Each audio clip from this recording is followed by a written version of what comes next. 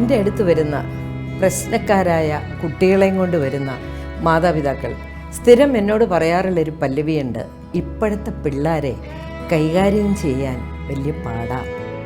ഞാനിപ്പോൾ എൻ്റെ മനസ്സിലെന്തോ അറിയുമെന്നറിയാവോ, ഇപ്പോഴത്തെ മാതാപിതാക്കളെ കൈകാര്യം ചെയ്യാൻ അതിലും വലിയ പാടാ. സത്യം പറഞ്ഞാൽ കുട്ടികളും മാതാപിതാക്കളും തമ്മിലുള്ള പ്രശ്നങ്ങൾ പഴയതിനേക്കാളേറെ കൂടിക്കൊണ്ടിരിക്കുക.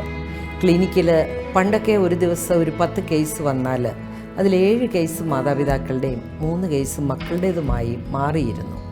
എന്നാൽ ഇന്ന് നേരെ തിരിച്ചാണ് വരുന്നത്. ഇന്ന് കുട്ടികളുടെ പ്രശ്നങ്ങളാണ് എൻ്റെ അടുത്ത് കൂടുതലായി വരിക. മാതാപിതാക്കൾക്ക് എല്ലാം കംപ്ലയിൻസാണ് കുട്ടികളെക്കുറിച്ച്. അത് മാതാപിതാക്കളും മക്കളും തമ്മിലുള്ള അണ്ടർസ്റ്റാൻഡിങ്ങിൻ്റെ അല്ലെ മക്കളെ വളർത്തുന്നതിൽ മാതാപിതാക്കൾക്ക് ഉള്ള അറിവില്ലായ്മയുടെ ഫലമാണെന്ന് എനിക്ക് തോന്നാറുണ്ട്.